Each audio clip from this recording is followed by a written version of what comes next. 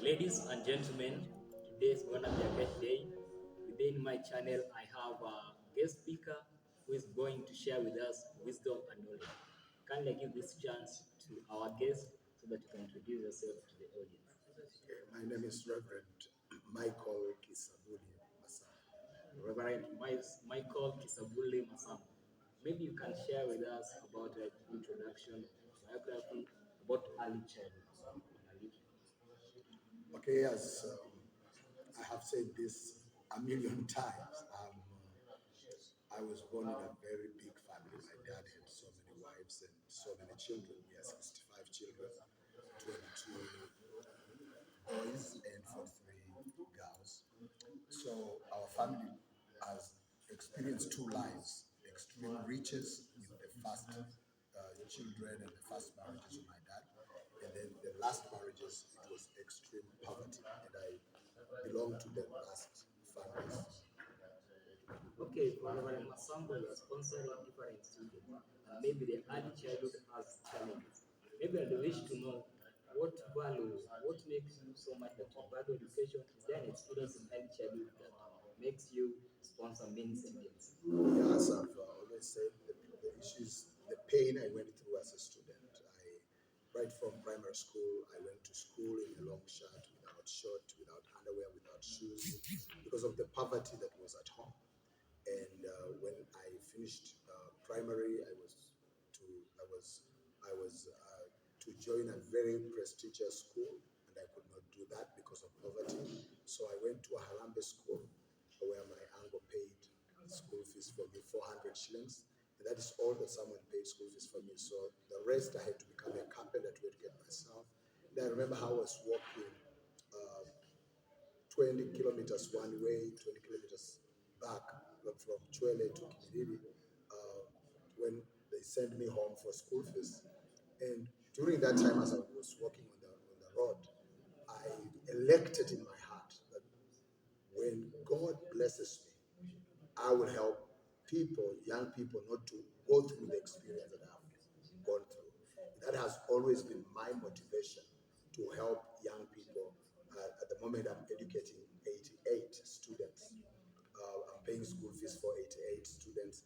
And of these 88 students, it's only 5 students that someone else is helping me. But the rest I'm paying by myself from my own income.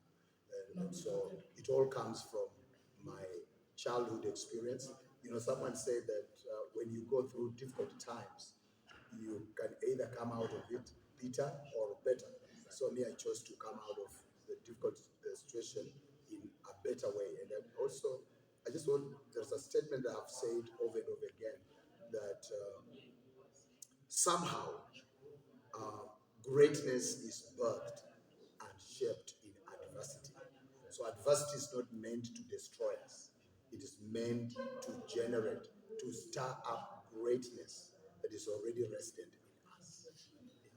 Maybe it is true what Reverend Masam is doing.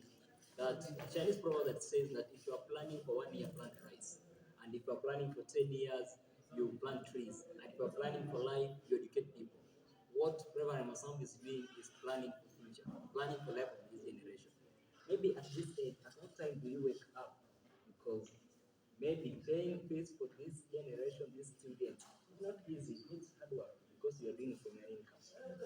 It is normal for me to be up by 3. By three, Yeah. there is some young people we are still doing.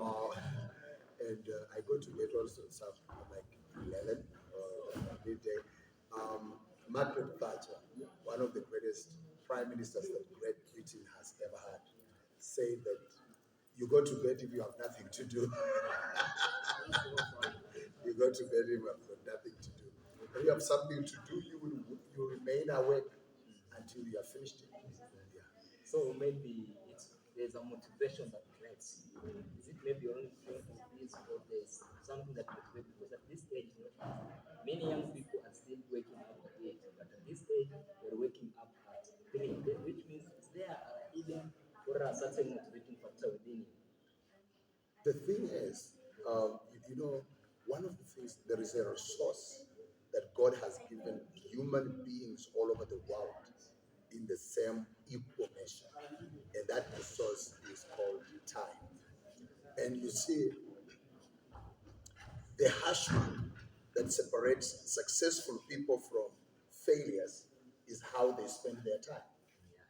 And so look at, for example, people who are serious business people. Look at their lifestyle. What time do they go to bed?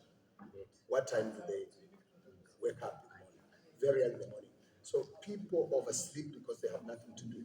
If you have a dream for a better life, for yourself, for your children, for your for the generation that you are living in and generations to come, you've got to do something extraordinary. You cannot remain ordinary and impact your society. That's beauty and that's wisdom. Ali Baz gave the worm second mouse to cut the cheese. Ladies and gentlemen, I hope you are getting the wisdom and the knowledge being shared by our guest Reverend himself. Maybe on a lighter note, what's your message to the young generation? We are living in a current world where technology is changing, and instead there are young people who are complaining about job opportunities. Yet there is a challenge of technology. Maybe according to the past experience and the current, is there the technology? Is it advantageous or One of the things that we need to understand is that we don't go to school to be employed. We go to school for us to use that knowledge to create wealth. First of all, I was a teacher. I quit teaching in 1996. And I'm not employed. Someone has not employed me. I have self-employed myself, and now I'm employing so many people. Every month, I sign payment advice to the bank and a huge check to pay salaries for my employees. I don't think if I had remained as an employee, I would have been in position to employ the media people, to employ people. And I'm using professionals. All the people in my media department are professionals, from degree and diploma. On my dairy farm, I use diploma holders from Bukura and from these other places, the people who have studied animal husbandry. And you cannot, I mean, the essence of education is not for employment. The essence of education is to empower you to become the best that you were created to be, to create things. Remember, in essence, a human being is a co-creator with God. And education enables you to become, to have a wider spectrum for creation. Because now you are able to do things like now, for example, I use my television and I use the technology that I have, I'm able to reach to the whole world. Technology is a double-edged sword. Technology is like electricity. Electricity is wonderful if it's properly channeled. I liken electricity to sex. The sex is good for as long as it is properly channeled in the right place. And try it outside of marriage, and try it. Before marriage, and try it, that, and you will find trouble with it. Electricity is very good. It provides light. It powers our machines. It powers our phones. It powers everything. But let us have misconnection, and this entire institution will be destroyed. That is the same thing with technology. While someone is using technology to watch pornography, another one is using technology to research on a particular concept. Same, both of us are using internet. Both of us are on internet. Both of us are online. You are doing something profitable. I'm doing something that is detrimental to my entire being. So technology is not evil. It's the evil man.